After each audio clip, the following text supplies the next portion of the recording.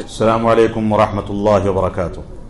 بسم اللہ الرحمن الرحیم، الحمد للہ رب العالمین، والصلاة والسلام علی رسولہ الکریم محمد وعلی آلہ واصحابہ اجمعین، اما بعد، اعوذ باللہ من الشیطان الرجیم، بسم اللہ الرحمن الرحیم، یا ایہا الذین آمنوا کتب علیکم الصیام کما کتب علی الذین من قبلکم لعلکم تتقون۔ حاضرین گرامی قدر، نوجوان ساتھیوں اور بزرگان دین، ماہ رمضان المبارک کا آخری عشرہ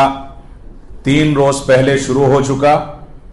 اللہ رب العالمین کا فضل و کرم ہے کہ اللہ رب العالمین نے ہر سال کی طرح اس سال بھی ہم کو ماہ مبارک عطا فرمایا۔ بہت سارے ایسے افراد تھے، نوجوان تھے، بچپنے کی عمر سے گزر رہے تھے، ادھیڑ ہوئے تھے، ابھی بوڑھے نہیں ہوئے تھے، اور بہت سے بوڑھے ہو کر کے سابقہ رمضانوں میں ہمارے ساتھ موجود تھے، لیکن اس رمضان کے پہلے وہ گزر گئے، اور سابقہ چند سالوں میں کرونا وائرس کے اثر اور کرونا کے حملے کے نتیجے میں نہ جانے کتنے افراد ہمارے بیچ سے گزر گئے۔ یہ رب کائنات کا فضل و کرم ہے کہ اللہ رب العالمین نے اس ماہ مبارک کو ہم کو پھر سے عطا فرمایا۔ لیکن دیکھنے میں یہ آتا ہے کہ ماہ مبارک ہر سال جیسے آتا ہے، وہ ہر سال کے مانند نئے سال میں مزید تیزی کے ساتھ گزر جاتا ہے۔ ایسا لگتا ہے کہ ابھی شروع ہوا تھا اور ابھی ختم ہو گیا۔ 22 دن کیسے گزر گئے اس کا اندازہ نہیں کیا جا سکتا۔ لیکن اگر کسی نے رمضان کا ایک دن بھی اخلاص کے ساتھ گزارا، اپنا جائزہ لینے میں کامیاب ہو گیا، اپنے اوپر اپنے عمل پر نظر ثانی کرنے میں کامیاب ہو گیا، اللہ رب العالمین کو راضی کرنے میں کامیاب ہو گیا، قرآن مجید سے اپنے رشتے کو مضبوط کرنے میں کامیاب ہو گیا، اور صوم یعنی رمضان کے مہینوں کے مقصد کے حصول میں کامیاب ہو گیا، تو ایسی صورت میں اگر اس کو ایک روزہ بھی نصیب ہوا ہے تو گویا وہ کامیاب ہو گیا۔ لیکن اگر 300 روزے ملے ہوں اور انسان قرآن مجید سے رشتے کو مضبوط نہ کر سکا ہو، اور صوم کے مقاصد کی تکمیل نہ کر سکا ہو، اور اسی انتظار میں بیٹھا رہے کہ عید کا چاند کب نظر آئے گا کہ ہم آزاد ہو جائیں گے، مسجدیں ویران ہو جائیں گی، اللہ رب العالمین سے ناطہ ختم ہو جائے گا، اور کب عید کا چاند نظر آئے گا کہ ہم بچوں کے ساتھ باہر نکلیں گے، موج مستی کریں گے، اور اس رب حقیقی کو بھول جائیں گے جس نے حقیر پانی کے ذریعے ہم کو پیدا فرمایا ہے۔ اگر اس طریقے سے ہم کو 30 دن نہیں بلکہ سال کے 365 دن بھی رمضان مل جائے تو اس رمضان کا کوئی فائدہ نہیں ہے۔ ہماری یہ ذمہ داری ہے کہ اپنی گریبان میں جھانک کر کے سوچیں، سمجھیں، اور اس بات پر رب کائنات کا شکر ادا کریں کہ اللہ رب العالمین نے ہم کو اس ماہ مبارک کو نصیب بھی فرمایا، اس میں عبادات کی توفیق بھی عطا فرمائی، قرآن مجید کی تلاوت کا اہتمام کرنے کا ہم کو موقع دیا، اور اس بات کا موقع دیا کہ ہم اگرچہ سال بھر نوافل اور قیام اللیل کا اہتمام نہیں کر پاتے ہیں، لیکن ماہ مبارک میں ماحول ہم کو ایسا ملا کہ ہم نے 30 دنوں تک تراویح کا اہتمام کیا۔ اس وجہ سے ہماری یہ ذمہ داری ہے کہ ہم اپنے عمل پر، اپنے اخلاص پر نظر ثانی کریں۔ ماہ مبارک کا جن 2 اعمال سے گہرا تعلق ہے وہ اتنے بنیادی عمل ہیں کہ مسلمانوں کی اکثریت ان کو پوری نشاط کے ساتھ انجام دیتی ہے، اور وہ دونوں کے دونوں عمل ایسے عمل ہیں کہ وہ دونوں کے دونوں قیامت کے دن رب کائنات کے سامنے اپنے انجام دینے والے کے حق میں سفارش کریں گے۔ لیکن ان دونوں عملوں کے بارے میں، ان دونوں نعمتوں کے بارے میں رسول اکرم صلی اللہ علیہ وسلم نے ایک دوسرے مقام پر ہم کو تنبیہ بھی فرمائی ہے۔ ایک رمضان کا روزہ ہے، انسان صبح صادق سے لے کر کے غروب آفتاب تک رب کائنات کی خاطر بھوکا اور پیاسا رہتا ہے، جائز شہوات کی تکمیل سے باز رہتا ہے، دور رہتا ہے، دھوپ اور چلچلاتی گرمی کے نتیجے میں وہ پانی نہیں پیتا، کاروبار کرنا پڑتا ہے، تگو دو کرنی پڑتی ہے،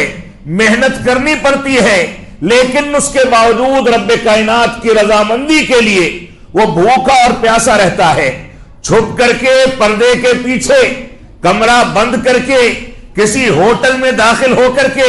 کسی خاموش کسی جگہ پر جا کر کے وہ آرام کے ساتھ اپنے حلق کو تر کر سکتا ہے،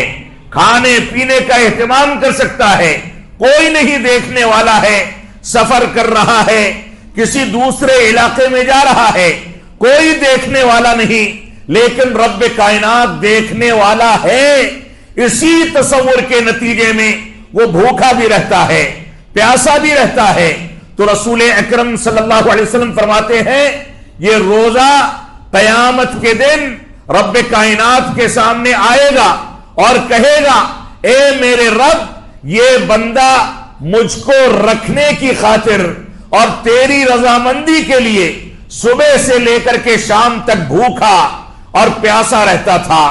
جائز شہوات کی تکمیل سے باز رہتا تھا، لہذا اس کے حق میں میری سفارش کو قبول کیا جائے۔ اللہ کے نبی صلی اللہ علیہ وسلم فرماتے ہیں کہ اس کے حق میں سفارش کو قبول کیا جائے گا۔ اسی طریقے سے رسول اکرم صلی اللہ علیہ وسلم فرماتے ہیں کہ قیامت کے دن قرآن مجید رب کائنات کے سامنے آئے گا اور کہے گا اے میرے رب، اس بندے نے میری تلاوت کے اہتمام کے نتیجے میں رات کی نیندوں کو قربان کر دیا تھا، لہذا اس کے حق میں میری سفارش قبول کی جائے۔ اللہ رب العالمین اس کی سفارش بھی قبول کرے گا۔ ساری دنیا کا آپ جائزہ لے لیں، بہت کم خال ایسے بدقسمت اور بدبخت مسلمان نظر آئیں گے جو روزے کا اور تلاوت کا اہتمام نہ کرتے ہوں۔ اکثریت روزے کا اہتمام کرتی ہے، اکثریت تلاوت کلام پاک کا اہتمام کرتی ہے۔ یہ دو عمل ایسے عمل ہیں جو مسلمان اس ماہ مبارک میں انجام دے کر کے اپنے مقصد حیات کی جانب لوٹتا ہے، لیکن دوسری جانب رسول اکرم صلی اللہ علیہ وسلم ہم کو تنبیہ بھی فرماتے ہیں ایک شخص روزہ رکھتا ہے، لیکن اس کا روزہ رکھنا بھوک اور پیاس کو برداشت کرنے کے سوا کچھ نہیں ہے۔ اس کا روزہ رکھنا بھوکا اور پیاسا رہنے کے سوا کچھ نہیں ہے، کیونکہ اس کے اندر اخلاص نہیں ہے، رب کائنات کی رضامندی کو تلاش کرنے کا جذبہ نہیں ہے۔ اور اسی طریقے سے فرماتے ہیں دوسرا شخص تلاوت کلام پاک کا اہتمام کرتا ہے، قیام اللیل کا اہتمام کرتا ہے، لیکن اس کا قیام اللیل اور تلاوت کلام پاک کا اہتمام کرنا رات کی نیند کو قربان کرنے کے سوا اور کچھ نہیں، یعنی اس کے ذریعے رب کائنات کی رضامندی نہیں ملتی۔ ایسے کتنے مسلمان ہیں جو روزے سے جڑتے ہیں، تلاوت کلام پاک کا اہتمام کرتے ہیں، لیکن کس نیت کے نتیجے میں؟ ان کی نیت یہ ہوتی ہے کہ اگر رمضان میں بھی یہ کچھ نہیں کیا گیا تو ہمارا پڑوسی کیا کہے گا، ہمارے دوست و احباب کیا کہیں گے کہ یہ کتنا ناکارہ ہے کہ رمضان کے ماہ مبارک میں بھی مسجد سے نہیں جڑتا۔ آپ کسی کو دکھانے کے لیے جڑے ہیں تو آپ کا جڑنا آپ کو مبارک ہو، رب کائنات آپ کی عبادت کا محتاج نہیں ہے۔ کتنے ایسے مسلمان ہیں جو اس نیت سے نمازوں کی اور تراویح کا اہتمام کرتے ہیں کہ اگر ہم نے نمازوں کا اہتمام نہیں کیا تو ایسی صورت میں ایسا نہ ہو کہ ہمارے رمضان کے روزے قابل قبول نہ ہو۔ اگر رمضان کے روزوں کی قبولیت کے لیے اس نیت سے ہم نے نمازوں کو ادا کیا ہے تو یہ نیت بھی فاسد ہے۔ ہماری نیت رب کائنات کو راضی کرنے کی ہونی چاہیے، اللہ رب العالمین کی رضامندی کی ہونی چاہیے۔ ہماری نیت رب کائنات کے لیے اخلاص پیدا کرنے کی ہونی چاہیے۔ تو یہ ماہ مبارک جو بڑی تیزی کے ساتھ ہمارے اوپر سایہ فگن ہوا اور بڑی تیزی کے ساتھ گزرتا چلا جا رہا ہے. اس کا 1 ہفتہ 7-8 دن اب باقی رہ گئے ہیں. ان ایام میں ہماری یہ ذمہ داری ہے کہ ہم بقیہ کے 11 مہینوں کے لیے اپنی گریبانوں میں جھانک کر کے اپنا جائزہ لیں کہ رمضان کے روزوں کا جو مقصد قرآن مجید کے اندر بیان کیا گیا ہے، جس میں رب کائنات نے فرمایا، جیسا کہ شروع میں تلاوت کی گئی، یا ایھا الذین آمنوا کتب علیکم الصیام کما کتب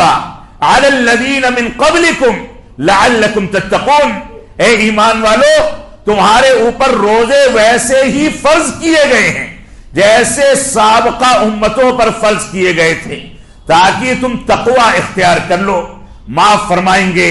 1 مہینے کا مسلمان یا 1 مہینے کی نمازیں یا 1 مہینے کا اسلام یا 1 مہینے نوافل اور فرائض کا اہتمام کرنا یہ تقوی نہیں ہے. تقوی تو یہ ہے کہ آپ رمضان میں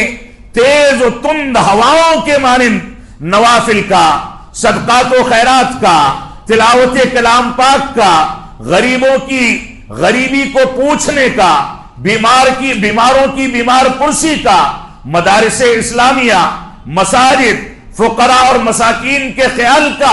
اس مہینے میں تیز و تند ہواؤں کے مانند اہتمام کریں، جیسے رسول اکرم صلی اللہ علیہ وسلم رمضان کے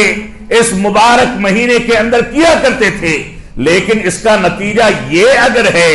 کہ عید کا چاند دیکھتے ہی مسجدیں ویران ہو جائیں تو ہرگز ہماری نیت کے اندر اخلاص نہیں تھا. اس کا نتیجہ یہ ہونا چاہیے کہ ہم رمضان کے اس مبارک مہینے میں خصوصیت کے ساتھ نوافل کا اہتمام کریں، لیکن بقیہ 11 مہینوں میں ہمارے فرائض نہ چھوٹنے پائیں، واجبات نہ چھوٹنے پائیں. کبھی کبھار نفلی روزوں کا اہتمام بھی کیا جائے. ماہ مبارک میں مسلمانوں کی ایک بڑی تعداد، سرمایہ داروں کی ایک بڑی تعداد اپنے پاس سے زکوٰۃ کی رقم کو نکال دینے اور نکال کر کے ٹھنڈی سانس لینے کو اپنی ذمہ داری سمجھتی ہے. لیکن اس بات کو سمجھ لیں کہ اس ماہ مبارک سے آپ کو حقیقی فائدہ اٹھانا ہے تو یہ واجبی زکوٰۃ جو آپ کے اوپر فرض اور واجب ہے، اس کو ادا کرنے کے ساتھ ساتھ آپ کو نفلی صدقات کا بھی اہتمام کرنا چاہیے. بنیادی طور پر قرآن و سنت کے اندر جن صدقات کی فضیلت بیان کی گئی ہے، جن صدقات کو اللہ رب العالمین کی رضامندی کا ذریعہ بتایا گیا ہے، جن صدقات کے بارے میں رب کائنات نے یہاں تک فرمایا کہ یہ صدقات بڑھا کر کے ایک پہاڑ کی شکل میں قیامت کے دن تمہارے سامنے پیش کیے جائیں گے. تم کھجور کا ایک دانہ بھی صدقہ کرتے ہو تو رب کائنات اپنے داہنے ہاتھ سے اس کو قبول فرماتا ہے اور اس کے بعد اس کو بڑھاتا ہے، بڑھاتا رہتا ہے، یہاں تک کہ قیامت کے دن ایک بڑے پہاڑ کے مانند اس ایک کھجور کے دانے کے صدقے کو صدقہ کرنے والا اپنے سامنے دیکھ کر کے عش عش کرے گا، رب کائنات کا شکر ادا کرے گا. اس صدقے سے مراد نفلی صدقہ ہے، اپنے اصل مال میں سے مال کو خرچ کرنا ہے. زکوٰۃ تو ہمارا واجبی فریضہ ہے، تو ہماری یہ ذمہ داری ہے کہ رمضان کے اس مبارک مہینے میں اپنا جائزہ لیں، اس بات کا جائزہ لیں کہ ہم توحید اور اس کے تقاضوں پر کتنا اتر سکے، اس بات کا جائزہ لیں کہ ہم اتباع رسول اور اس کے تقاضوں کا کتنا اہتمام کر سکے، اس بات کا جائزہ لیں کہ صحابہ کرام کی عظمت اور صحابہ کرام کے فضائل کا ہم نے کتنا اہتمام کیا، اور صحابہ کرام کی تنقیص کرنے والوں، صحابہ کرام کی توہین کرنے والوں سے ہم نے کتنا براءت کا اعلان کیا. یہ مہینہ اس بات کا جائزہ لینے کا مہینہ ہے، اور بقیہ ایام اس جائزے میں گزرنے چاہیے کہ ہم اپنے عمل پر نظر ثانی کریں، اپنے معاملات پر نظر ثانی کریں. اگر کوئی بیڑی سگریٹ کا عادی تھا تو اس سے توبہ کرے، کوئی جھوٹ بولتا تھا تو اس سے توبہ کرے، کوئی غیر اسلامی طریقے سے زندگی گزارتا تھا تو اس سے توبہ کرے، اور توبہ کر کے رب کائنات کی جانب آئے، اس بات کا جائزہ لے کہ قرآن و سنت کو منہج صحابہ کے مطابق اختیار کرنے کا کیا تقاضا ہے، اس کے کیا مطالبات ہیں۔ ان چیزوں کا جائزہ لیے بغیر اگر یہ رمضان گزر گیا تو رسول اکرم صلی اللہ علیہ وسلم کا فرمان، جب جبریل امین علیہ السلام آئے اور اللہ کے نبی صلی اللہ علیہ وسلم کے سامنے چند بددعائیں دی، پہلی سیڑھی پر آپ ممبر کی چڑھے تو آمین کہا، دوسری سیڑھی پر چڑھے تو آمین کہا، تیسری سیڑھی پر چڑھے تو آمین کہا۔ صحابہ کرام نے جب خلاف معمول یہ دیکھا تو بعد میں دریافت کیا تو اللہ کے نبی صلی اللہ علیہ وسلم نے فرمایا کہ میرے پاس جبریل آئے تھے، انہوں نے کہا کہ اگر کوئی مسلمان ایسا ہے جس کو رمضان کا مبارک مہینہ مل جائے اپنی مغفرت کرانے میں کامیاب نہ ہو سکے تو ایسی صورت میں اس کی ناک خاک آلود ہو، اس کو بددعا دی۔ اللہ کے نبی صلی اللہ علیہ وسلم نے آمین کہا۔ اب آپ سوچیں کہ رب کائنات کی بھیجی گئی وحی کے ذریعے جبریل امین علیہ السلام کی لائی ہوئی وحی کے ذریعے اور نبی آخر الزماں سید الانبیاء کے آمین کہنے پر اگر ہم اس پر توجہ نہیں دیتے تو کہیں ایسا نہ ہو کہ رمضان گزر جائے اور ہم بدبخت قرار پائیں، ہماری ناک خاک آلود ہو، ایسا نہ ہو کہ ہم رائگاں چلی جائے ہماری یہ عبادت، یہ مہینہ۔ رب کائنات ہم کو اس بات کی توفیق عطا فرمائے کہ ہم جائزہ لیں اپنے عمل کا، ہم جائزہ لیں، اپنی گریبانوں میں جھانکیں اور قرآن و سنت کی جانب رجوع کریں۔ ہم جب تک جئیں تب تک اسلام پر جئیں، جب ہمارا خاتمہ ہو تو ایمان پر ہو۔ وصلی اللہ علی نبینا محمد وعلی آلہ وصحبہ وسلم، والسلام علیکم ورحمۃ اللہ وبرکاتہ۔